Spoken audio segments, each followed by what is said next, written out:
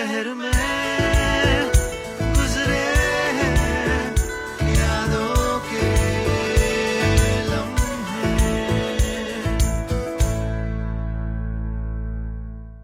Welcome to a brand new episode of Salaam Namaste Singapore Season 4. My name is Vinay Bharadwaj.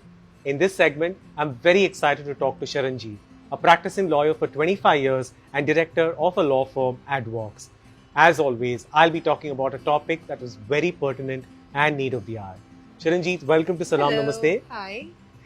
Again, happy to have you Yes. back again on the show. Happy to be back. Today's topic that I want to talk to you about is many people. We read it in newspapers. There are things that happen to people that we know is about power of attorney and protection of asset when somebody passes away. Okay. What I want to understand from you first is what is the definition of protection of asset? Okay, so protection of assets can mean different things to different people in different walks of life. If you're talking about people who want to tie the knot and settle down, for them protection of assets before marriage means prenuptial agreements. Right. And for couples who are in a marriage and they actually have amassed properties and assets, for them protection of assets can mean a few things: a postnuptial agreement, creating trusts in favor of the children, or just sorting out their assets, and drafting of their wills, executing lasting power of attorneys. What is that actually? So that's where you have a form, which is in a form now, right? Yeah, where you appoint someone you trust to be the one in charge of your affairs, in your assets, your property, your wealth, your well-being, in the event you're incapable of handling them. So it's like a living will kind of thing. So it's a form. Of course, some people opt to do it in more detailed way, and that's beyond just a standard form and a standard procedure. So that's the lasting power of attorney for you. But protection of assets, like I've said, it means different things for different walks of life and different financial circumstances. Right. Is it, I always thought that power of attorney, protection of asset needs to be done when there is enormous amount of wealth? Not necessarily. The very common misconception is that protection of assets is for those who have a high net worth, who are the rich, but actually not. It just means what it means: protection of your assets. Your asset can be anything, right? One house, 10 houses, 10 houses. Yes, one valuable painting, 20 branded watches, collector's items. Yeah, so protection of assets, it's a simple meaning to it. So that's yes, but I would say that it is more thought of by those who have got more assets at stake and things like that. But it's becoming very common for many as society becomes more affluent. Younger people amassing pre-marital assets, getting married at a later age. After a bitter divorce, so they just don't want to go through part 2 again when they meet someone, so they want to sort out their financials. So that's where you talk about prenuptial agreements, and then you have, like I mentioned, after marriage is postnuptial agreements. But yes, many of them then also think about drafting a will. Right. Yeah, because in a way, when you have a will, you are kind of protecting your assets as well, because you don't want your assets to fall into the hands of someone, or just whom you don't wish to have them. So you're protecting it in that way. Yeah. So is it right to say that if you have a will, that means you've kind of told exactly what will happen to your assets post you not being there? Yes. Power of attorney is something that you assign a person to deal with your assets. Yes. So the lasting power of attorney here, is basically something that you appoint someone, a donee, to take care of everything about you, including your health and all that, because you are not capable. Maybe you're, in dementia, or you just bedridden and you're not able to do things, going to coma. Okay, that's the lasting power of attorney. However, when you just use the word power of attorney, that doesn't really protect assets. That's just a power for you to give it to someone to manage it. So the true thing to do is the lasting power of attorney. That's very important. Because what happens is, if you don't have a lasting power of attorney, not all is lost, but your family members will have to then make an application in court, to step into your shoes and to deal. So you're actually protecting yourself, protecting everybody through that whole system. Yeah. That was my question, that if somebody dies accidentally, who do not have a lasting power of attorney, or not made a will, what happens? Okay, so what you were trying to say is, therefore, if someone dies without a will, it's called dying intestate. Okay, so you don't have a will, you die intestate, so what happens to your assets? There's the Intestate Succession Act in Singapore, so go according to that. There are different categories. It depends on whether you have children, you're married, you're not married, then who it goes to, you're married but no children. So it's all set out there. Of course, if you want to basically know whether or not you should do a will or you should not, again, you have to consult a lawyer. Right. Okay, and just understand how the intestate laws work. So sometimes the intestate laws will be maybe exactly what you intend how you intend to distribute your assets after your death, after your demise. So then fine, then that perhaps works for you, but not always. It's always good to have a will. It's prudent, and I advocate that. Right. Yeah. So as a common man, maybe I have a condo, a car, and some bank balance. And in uncertain times, it's always better that I have a lasting power of attorney or a will. Yes, it is. It certainly is important, because, like I said, how you hold on to an asset jointly with another, or is it in your sole name? And what's very important is, for some people, they want to not only put in a will how their assets are going to be distributed, but they may have some terms and conditions before it's inherited by a certain person. They may want to give it away to charity, for charitable causes. So, it's important to have that.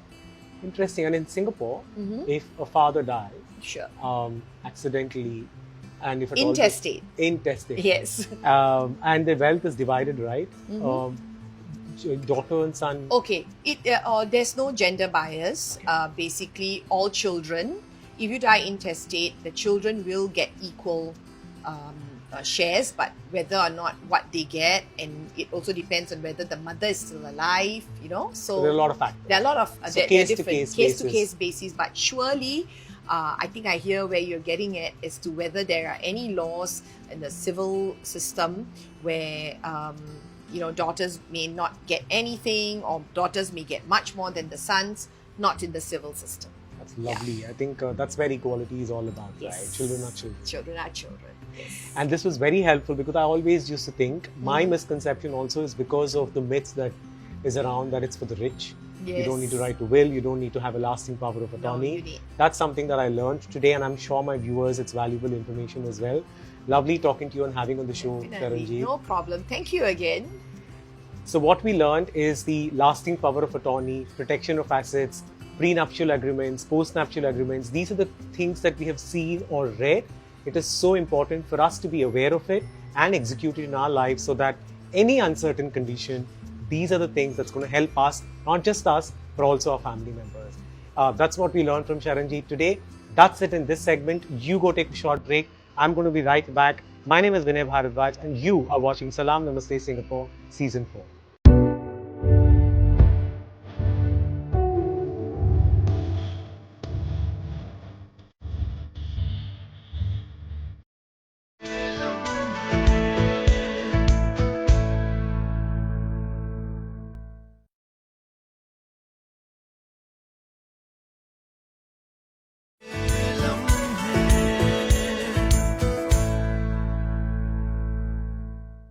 Welcome back. You're watching Salaam Namaste Singapore Season 4. In this segment, I have Dr. Anis, who is a thoracic surgeon, back on the show to talk about what are the other things as a thoracic surgeon that he does? Dr. Anis, welcome to the show. Thank you for having me again. Happy to have you again. Yes. So in this episode, Dr. Anis, I want to talk to you about, you're the only thoracic robotic surgeon in Singapore. But as a thoracic surgeon, what are the other things that you treat? We have a wide variety of organs in the chest. So that is why our specialty is called cardiothoracic surgery. It's a twin specialty. I deal mostly with the thoracic surgical part of it, while my cardiac surgical colleagues deal with the heart. Right. So in simple terms, I deal with everything in the chest except the heart. There will be some conditions which are specific, what affects your daily life, but you may feel that it is not in my specialty. The most common one is called hyperhidrosis. Technically, in the common man's terms, called sweaty palms. What is the reason for that? We live in a very hot climate and most of us sweat. Why do we sweat? Because we try to keep our body cool. Some people sweat more than the others. Yeah. And most of us realize that you sweat mostly in the palms, in your axilla, and your feet. This is the body's normal mechanism of venting the heat out. Right. And why some people sweat more than others? Because these people have a raised core body temperature, and it's the body's way of coping with that. And is there a barometer to say this is too much and there is a reason, then you have to go for a medical treatment? It is more a social and a psychological problem, which in an Asian society is very, for want of a better word, not understood well. Right. People in the West are very open about what they want and how things which they can't live with, but we are a bit introverted and shy, and I wouldn't like to express to my friend to say I have sweaty palms. I can't shake hands with you. So usually I find patients in two groups. One, the very young, one who are in their career, and this condition starts to affect their careers. Right. When you walk into a meeting, you don't want to shake hands. Absolutely. So you have marketing executives who are trying to climb up the ladder. It starts to affect their performances and they feel shy about it, or they are socially disturbed. The most common ones is the younger age group. When they come, they are really troubled. Right. It affects their confidence. Yep. So I have this interesting patient who I had. This girl, very brilliant, very young, in her early teens. And she was so obsessed with music. And she had a failure at the piano, which nearly drove her to suicide. Oh my God. So the mother brought her over. And it was just a matter of her having sweaty palms and her keys were going wrong. And then she had treatment, and then after that, she's like any normal person. So it's curable. There is treatment to it. It is. Okay, that's wonderful.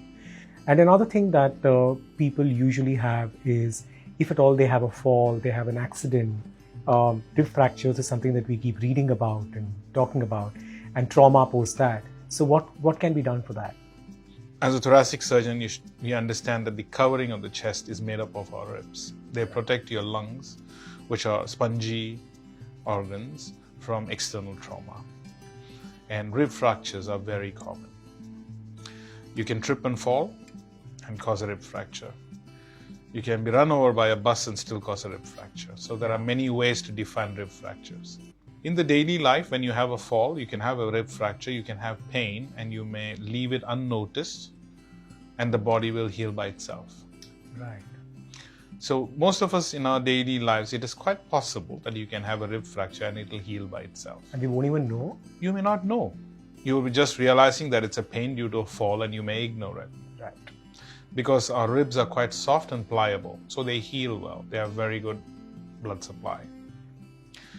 But when you have fractures which affect more than 2 to 3 ribs, then you will realize that you have a dysfunction of that part of the chest wall. And when that part of the chest wall is not moving because of pain, then you realize that you need treatment and you need help. What kind of treatments are available for rib fracture? So not every rib fracture needs to be operated or treated. The most common method of treating a rib fracture is to rest the area, give good analgesics, meaning pain control, and then exercise using some spirometer, and it should get well. Usually we will do a scan to determine how many fractures are there. If there are 3 or more fractures, then we look at them with a bit of a suspicious eye. We have statistics to show that is usually associated with some amount of lung injury inside as well. Internal injury. Absolutely. And if that is left untreated, can be dangerous. So if you have a fall and if you think you have pain which is persistent, you should consider consulting a specialist, at least to get one scan to rule out no further damage.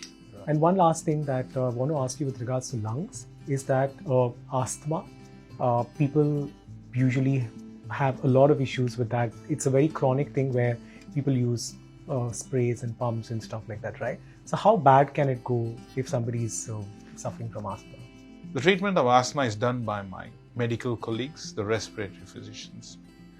It is a disease which is associated most commonly with things like allergy, things like pollen or spores in the air, which triggers a reaction, which causes a spasm of your breathing bronchioles, and you get this wheezing sound.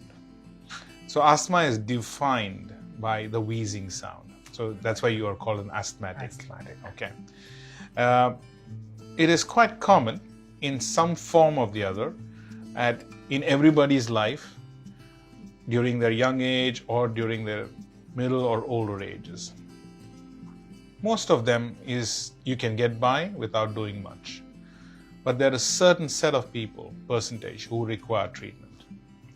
It is associated with a medical emergency, which is called status asthmaticus, where the spasm is so bad that you are not able to breathe. Right. And your saturations go down, requires medical emergency treatment. So the best way to treat asthma is to prevent from having it. So know your triggers, where your allergens are, and then prevent them. Or if you know that you are going to a trigger area, you should have consulted your own doctor and you should carry your medicine with you. Right. Wonderful. Thanks, Dr. Anis, for talking about various aspects of lung health, because we always think about lung cancer, which is one of the most common things that we go through. Today, I learned a lot about sweaty palm. How does it affect one's confidence, and how important it is to get treated if it is affecting your daily life, and also rib fracture and the post-trauma and stuff. Thank you so much for coming on Salaam Namaste Singapore. Thank you very much for having me again. What we learned in this segment is about sweaty palms. How can it be treated if it is affecting your daily life? We spoke about rib fracture, the post-trauma of it, and respiratory health. So Dr. Anis is the only robotic thoracic surgeon in Singapore. If you want to reach out to him, his contact details are here below. This is Vinay Bharadwaj. You're watching Salaam Namaste Singapore Season 4. Don't go anywhere, because I'm going to take a short break and come back.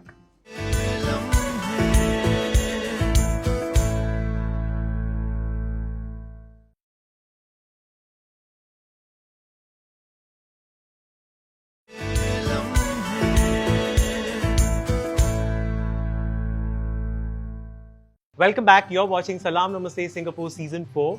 In this segment, I will be giving you some really interesting information about coding, especially for the kids. And for that, I have Seema, who's the Managing Director of Coding Giants with me.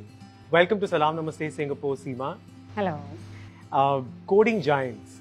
What is the name Coding Giants? What do you guys do? I'm very, very curious. Coding Giants is obviously, you can, the name suggests it is a coding school. It's an international coding school founded in Poland, and it's the largest international coding school headquartered in Europe.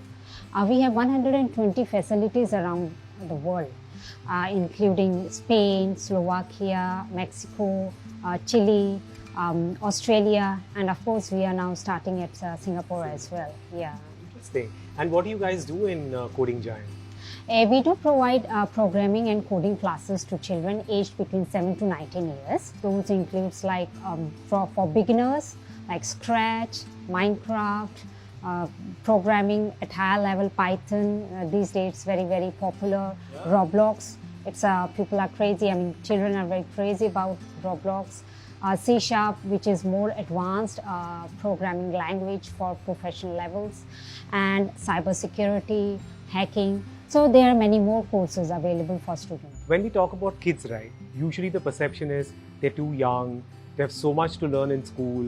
Why do I need to send to coding? How does this actually help kids? It's been scientifically proven that children's brain develops at faster pace during this tender and growing age. So hence they have more grasping power at this particular point of time. So we should start providing them foundation for learning ahead of other students so that they can stand out from others in future. Learning the same thing in adulthood, you will see that it would be 100 or 10 times more difficult or hard for us. Yeah. And so is there any, it is suitable for all kids basically? Yes, as I said that it is actually suitable for anybody else. But for coding giants, it is 7 to 19 years. 7 to 19. Yeah. So we have started with 7 to 19 years because our programs have been catered, keeping in mind children right now. Yeah. And one of the things that usually parents tell is in school itself they'll teach coding. Now every school has come up with their own coding syllabus probably. So why do they need to come to Coding Giants? Schools never teach apps, programming, developing the programs and app using artificial intelligence and meta language. We do provide that. So that's the biggest difference. And how's the response been so far in Singapore? So far so good. But yeah, there are few parents who are concerned about their child doing face-to-face classes more than online classes. But I would say it won't make big difference as long as your child is more adaptable and he is able to understand what we are going to teach them. Because in physical as well as in online classes, right, we would be teaching the same thing.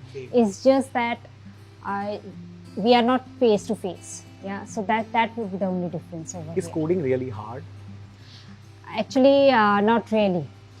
That's why this is where we say that why to start early. For children, if they will start early, that would not be very hard. Now you see coding, if we play a game, right, in a mobile, for us, it might be a bit harder to understand first, right? But for kids, you will give them, if you will give them a phone, right, they would quickly pick that up. Yeah, and rather they would teach us. Yeah, so okay, do this and that. So for kids, it won't be that problematic and that hard for to learn coding right from the beginning. Usually, these are weekend classes, weekdays? How does it work? It's a weekend classes. Basically, we do provide weekends, but there are some slots for weekdays as well.